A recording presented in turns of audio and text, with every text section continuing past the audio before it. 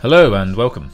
In this video I'll pretty much be going over and talking about the Battalion major Q1 update and showing you the new additions and what's changed. If you want, you can find the full update list in the description. So this update was deemed as the stability update. The general overview is that this update contains new maps, reworking of existing maps, weapon balancing, a lot of crash fixes, performance improvements, major network fixes, sound improvements, matchmaking changes, XP increases and game mode changes. The first part posted here on the Steam update is regarding the Wartide game mode. I think it's pretty common public knowledge now that the team is working on another improved version of Wartide, but this won't be complete for some time. So in the meantime, the Wartide game mode has been temporarily changed so that all of the weapon classes are unlimited apart from the Sniper and SMG. These two classes are limited to 3 per side and will still drop cards upon death. Along with this, the utility pool has been removed and instead grenades and smokes are now tied to the classes instead. These changes are of course only temporary whilst the improved Wartide game mode is being completed. The next subject is maps, and this starts with the addition of the new map Invasion, which is based on Omaha Beach. This one's a little different because the play zone is above the beach rather than being on it.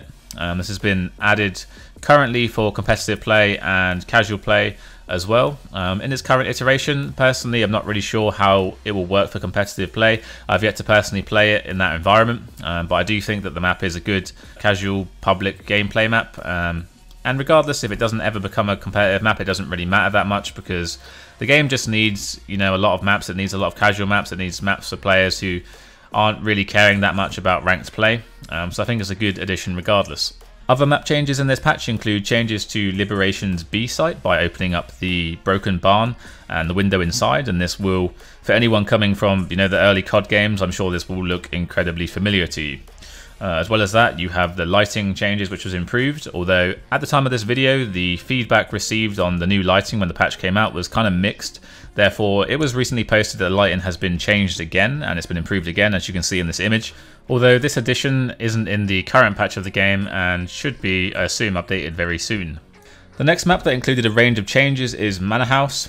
Throughout the beta and EA stage of the game, Manor has largely been the most disliked map in the competitive pool, and personally I also really dislike the old Manor House as well. Myself and Howard attempted improving it as best we could before the Q1 update. I mostly worked on the A side of the map and he did the entirety of B. The general consensus was that the old map featured way too many lanes, as you could cross about 4 lanes before making it to the B site. On the A side of the map I pretty much just rotated the mid barn around, closed off the lane near the plane, opened up the A-long barn and pretty much just improved the way that A-long looked with the arch build in addition as well. Howard opened up some more structured lanes in middle by opening up the trench and adding in the one-way drop, and he also basically removed most of the maze of walls on B, so now the map should feel a bit more structured. The map also received some new and improved lighting like Liberation as well.